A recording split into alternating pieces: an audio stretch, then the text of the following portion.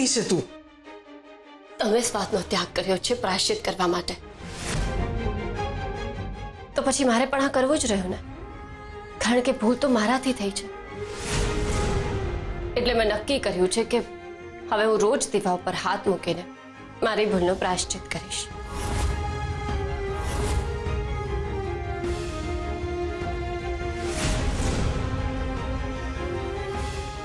સરગમ, આમ પ્રાયશ્ચિત કરવાથી બધું સરખું થઈ જશે કે શું? હું પણ તમને એ જ કહું છું કે ભૂલ મારાથી થઈ છે. ભૂલે પાપ કર્યું છે મેં, પણ એ અજાણતા થયું છે. પણ આ રીતે પોતાની જાતને સજા આપવાથી શું બધું ઠીક થઈ જશે? પ્રાયશ્ચિત થઈ જશે? જે ખોટું થયું છે એને આપણે સુધારીશું, પણ આ રીતે પોતાની જાતને સજા આપીને નહીં. હું જાણું છું કે તમે મને માફ તો કરી દીધી, પણ આ સ્વાદનો ત્યાગ એ માત્ર તમારું પ્રાયશ્ચિત નથી, પણ તમારા મનમાં ક્યાંક ને ક્યાંક વસવસો છે કે તમારી નાની વહુથી આ પાપ થયું છે.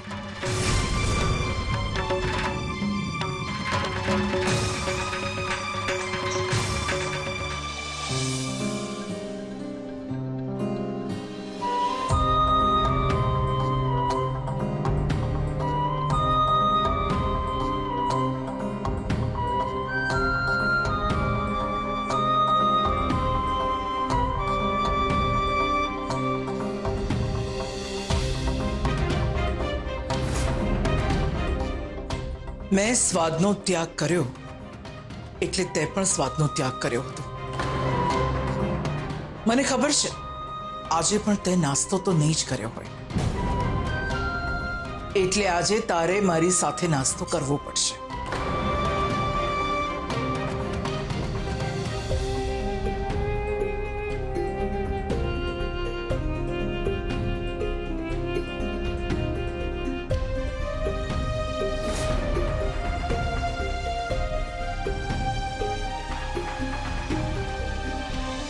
હવે 55 લાખ જ આવે છે. ગઈકાલે ઓછામાં ઓછા 60 લાખ આવતા હતા. હા તો તમારે મોટી બાને કહી દેવાનું કે થોડા સમય પછી પૈસા આપીશું. એમાં શું છે? તને ખબર પણ છે હું આવું કરીશ તો કેટલો મોટો ઇસ્યુ થઈ જશે. મેં મોટી બાને વચન આપ્યું છે, હવે કોઈ બીજો રસ્તો પણ નથી. 55 લાખમાં માલ વેચી નાખું છું અને કહીશ કે બાકીના પૈસાની વ્યવસ્થા થોડાક દિવસમાં કરી દઈશું. પણ નુકસાનીમાં માલ વેચી નાખશો તો તમારી પાસે શું બચશે? બીજો કોઈ રસ્તો નથી. હવે જે થશે એ જોયું જશે. એક રસ્તો છે.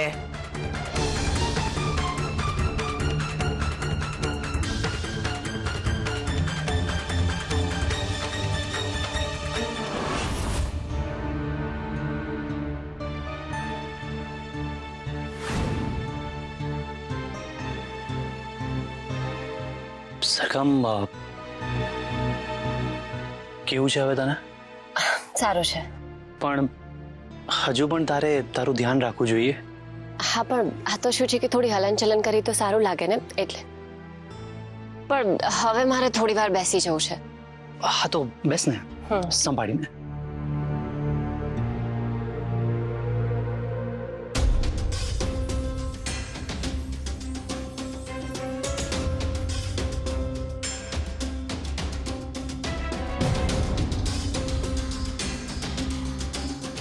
શું કરી રહી છે તું?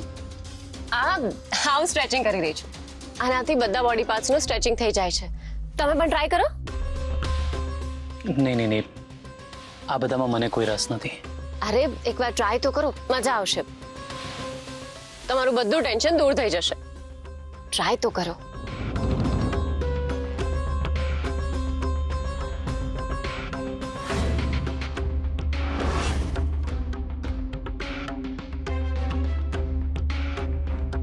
એટલે હવે આટલી નાની ભૂલની આટલી મોટી સજા? તમે મને પથ્થરથી મારશો? અરે નહીં, સોરી. આ તો મેં પથ્થર ફેંક્યો અને તું વચ્ચે આવી ગયો. હું પણ તમને આ સમજાવવા માંગુ છું કે જ્યારે કોઈ માણસ કંઈક એક્શન કરી રહ્યો હોય પણ એનો ઇન્ટેન્શન ખરાબ ના હોય તો પણ સામેવાળી વ્યક્તિને એનો ઇન્ટેન્શન ખરાબ લાગી શકે છે.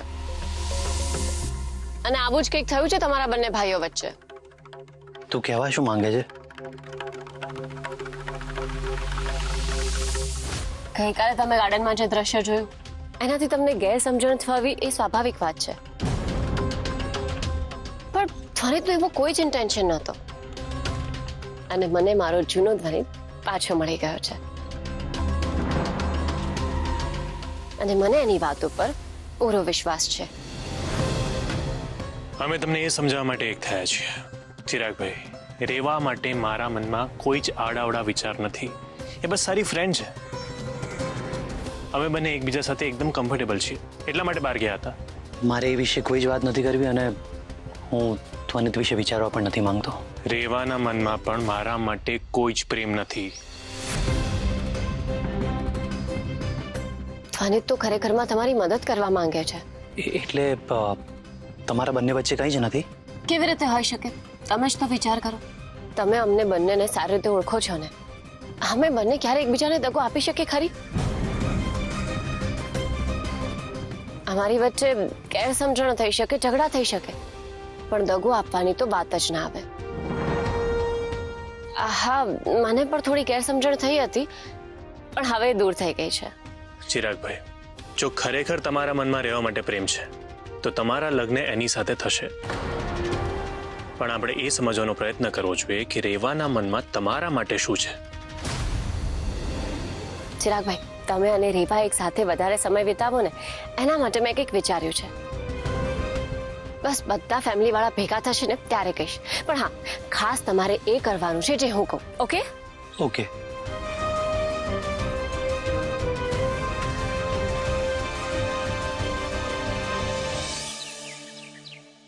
₹75 લાખ કઈ નાની રકમ નથી. અમને બીજો કોઈ સોર્સ મળ્યો નહીં તો એટલે તમારી પાસે મદદ માંગવા આવ્યા છીએ. તો વિશ્વાસ કરો, મારી પાસે 55 લાખનું સોનું છે. બસ ભાવ વધે એટલી જ વાર છે. તમે કહશો તો એ સોનું પણ તમારી પાસે ગીરવે મૂકી દઉં. એની જરૂર નથી, કારણ કે લજ્જાબેન મારી સાથે ઘણા સમયથી, ભલે આપણે સગા ના હોઈએ પણ કોઈક રીતે આપણે ભાઈઓ છીએ. જો એકબીજાની મદદ નહીં કરીએ તો કોણ કરશે? પણ મારી એક શરત છે, આના બદલામાં તમારે હું કહું એ કરવું પડશે. અમારે શું કરવાનું છે? એ હું કહીશ કે તમારે શું કરવાનું છે, પણ જો એ કરવાની તૈયારી હોય તો જ હું તમને પૈસા આપું. તમે જે કહેશો ને એ અમે કરીશું, ચિંતા નહીં કરો. જો મારી દુશ્મન સરગમ છે એટલે હું તમને સરગમ વિરુદ્ધ જ કરવાનું કહીશ. એ કરવામાં તમને કોઈ જ પ્રોબ્લેમ ના હોવો જોઈએ.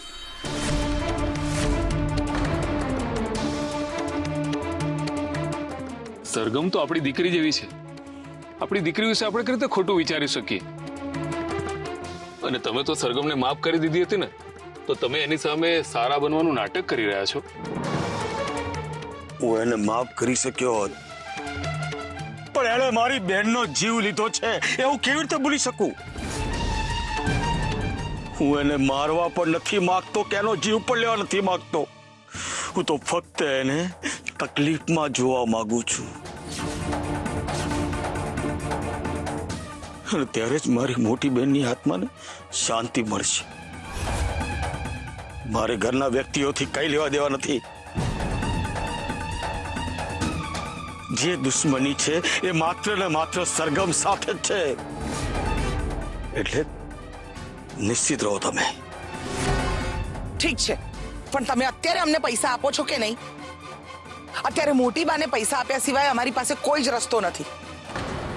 પણ તમારે હું કહું એમ કરવું પડશે.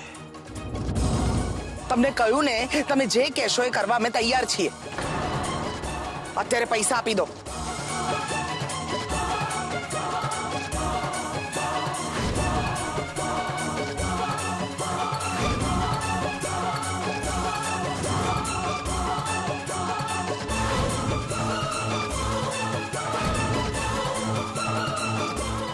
આના બદલામાં અમારે શું કરવાનું છે? અત્યારે તમારે સરગમને જઈને એક પ્રશ્ન પૂછવાનો છે કે ધ્વનિતના શરીરમાં કોનું હૃદય છે?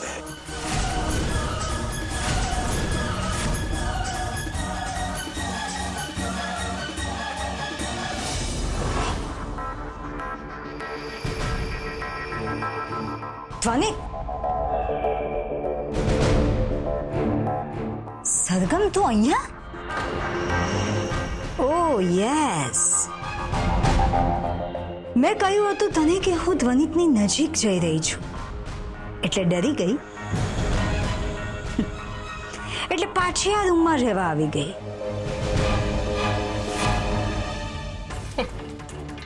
ફોર યોર કાઇન્ડ ઇન્ફોર્મેશન, મને આ રૂમમાંથી જવા માટે કોઈએ નહોતું કહ્યું, પણ જે વ્યક્તિ માટે હું અહીંયાથી ગઈ હતી ને, એ વ્યક્તિ હવે મને પાછો મળી ગયો છે, એટલે હવે એનાથી દૂર રહેવાની કોઈ જરૂર નથી.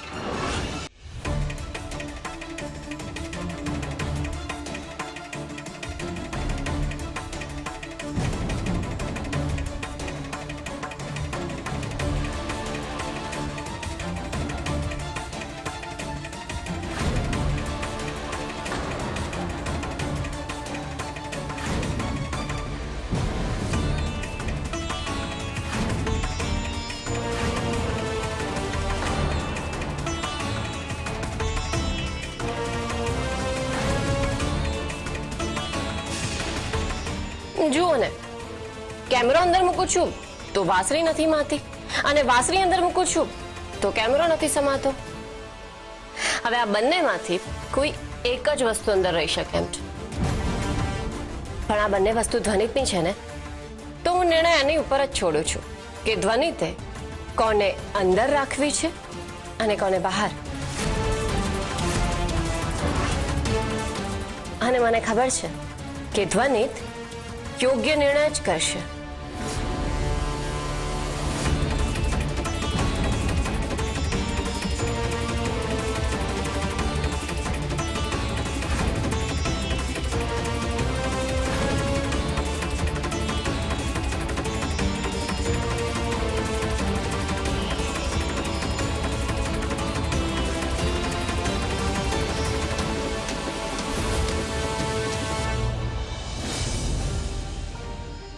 અરે સરગમ, આવ બેટા, બેસ.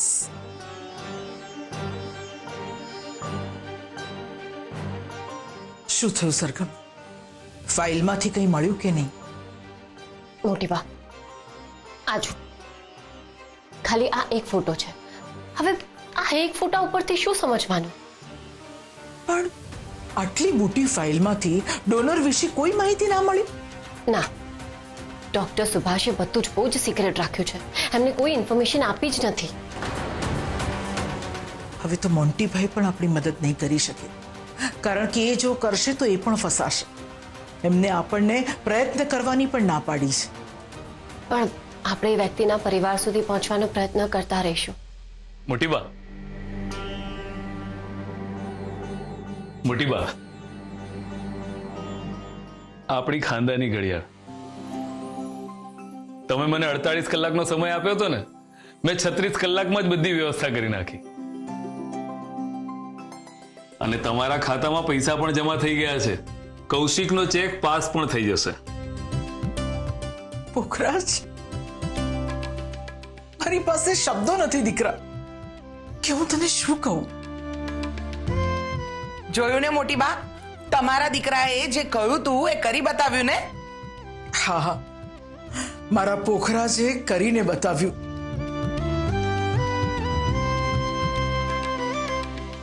મારી પાસેથી બહુ મોટો ભાર હળવો થઈ ગયો હોય એવું લાગે છે મને. મોટી બા, ઘણીવાર વિશ્વાસ રાખવાથી જ ઘણો બધો ભાર હળવો થઈ જતો હોય છે. તમે ખોટી ચિંતા કરતા હતા. તમને તમારા મોટા દીકરા પર વિશ્વાસ જ નહોતો ને. એમણે કહ્યું હતું ને કે પૈસા આવી જ જશે. હું તો બહુ જ ખુશ છું. મને એ જાણીને બહુ જ સારું લાગ્યું કે તમે આટલા સમય પછી આટલી મોટી ડીલ ક્રેક કરી છે. પણ આમાં તમને કોઈ મુશ્કેલી તો નથી આવી ને? હા, આટલી મોટી ડીલ ક્રેક કરવામાં તકલીફ તો પડી છે, પણ બધું મહેનત થઈ ગયું, એ જ મોટી વાત છે. પેલી કહેવત છે ને કે અંત ભલા તો સબ ભલા. સારું મોટી બા, હું દુકાને જાઉં છું. હા બેટા. મોટી બા, હવે તો ધ્વનિતને પણ સારું છે. અને સરગમ સાથે પણ બધું જ સારું થઈ રહ્યું છે. હવે તમારે ચિંતા કરવાની જરૂર નથી. ધ્વનિત તો સાજો થઈ ગયો છે, પણ મને એ નથી સમજાતું કે એને હાર્ટ કોણે ડોનેટ કર્યું હતું.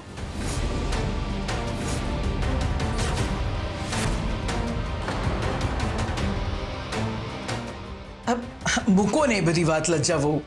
ધ્વનિત સાજો થઈ ગયો એ સૌથી મોટી વાત છે આપણા માટે. અરે મોટી બાપ, પરિવારના સભ્ય તરીકે આપણને પણ જાણવાનો હક તો છે જ ને. લજ્જા આંટી, ડોનરની માહિતી બહુ જ સિક્રેટ હોય છે. ડોક્ટર આ વિશે કોઈને નથી જણાવતા. પણ સરગમ, તે જાણવાનો પ્રયત્ન નહોતો કર્યો? ના, એટલે એના પરિવારનો આપણે આભાર તો માનવો જોઈએ ને. એ આપણી ફરજમાં આવે છે. સરગમે તો બહુ જ પ્રયત્ન કર્યો, પણ ડોક્ટર સુભાષના ગયા પછી આ બધી માહિતી મેળવવી શક્ય નથી. આજે આપણે બધાએ સાથે બેસીને જમવાનું છે, તો લજ્જા વહુ તમારે મીરા વહુને રસોડામાં મદદ કરવાની છે અને સરગમ બાકીનું ઘરનું કામ સંભાળી લેશે. ઠીક છે મોટી બાપ.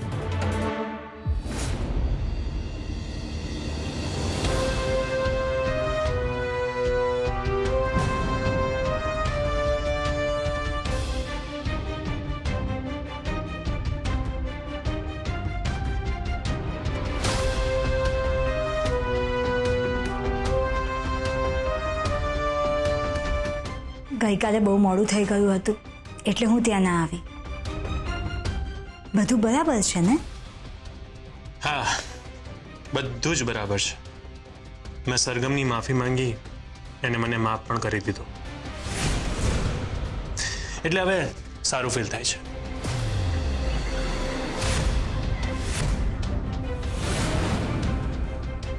આ બંને હંસલો હંસલી ફરી મળે અને મારી ગેમ બગાડે ને, એના પહેલા મારે જ કંઈ કરવું પડશે.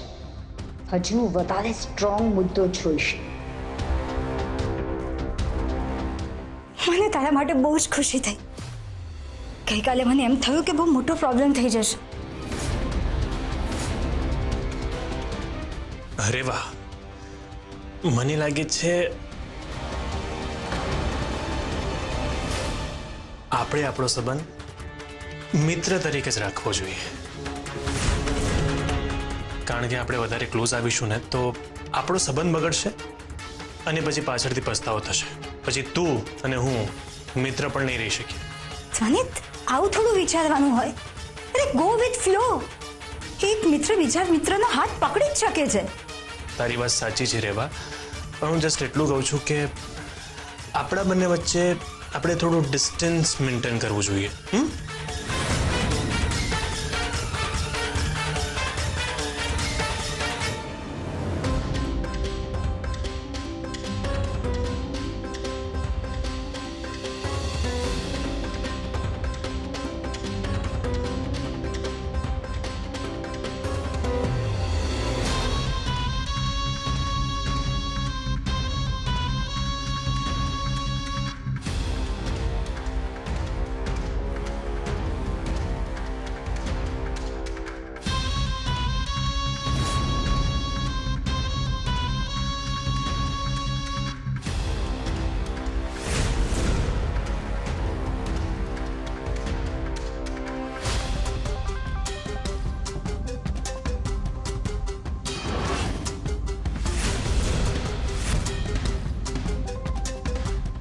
પણ આ બંને વસ્તુ ધ્વનિતની છે ને, તો હું નિર્ણય એની ઉપર જ છોડું છું કે ધ્વનિતે કોને અંદર રાખવી છે અને કોને બહાર.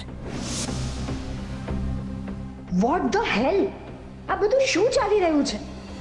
ધ્વનિતે વાછડી બહાર રાખી? ઠીક છે, ઠીક છે ધ્વનિત. મારી તકલીફમાં તું પણ મારો સાથ છોડી દેવા માંગે છે તો હું એકલી ભલી. અરે વાહ, મારો કહેવાનો અર્થ એવો બિલકુલ નહોતો.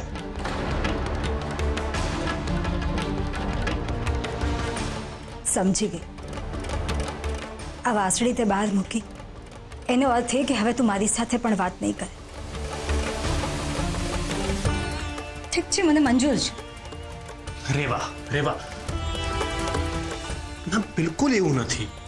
મારો કહેવાનો અર્થ એમ હતો કે આપણે થોડું ડિસ્ટન્સ મેન્ટેન કરવું જોઈએ, બસ, બીજું કંઈ નહીં. બાકી તું મારી ફ્રેન્ડ છે અને રહીશ, એમાં કોઈ ફેરફાર નહીં આવે. અને સરગમ પણ આ વાતને સમજે છે. અને આ માત્ર સરગમ માટે નથી કહી રહ્યો, મારા પૂરા પરિવાર માટે કહી રહ્યો છું. એકચ્યુઅલી અત્યારે મારે સરગમ માટે એક સરપ્રાઈઝનું પ્લાન કરવાનું છે, તો હમણાં હું જઉં છું. આપણે પછી વાત કરીએ, ઓકે?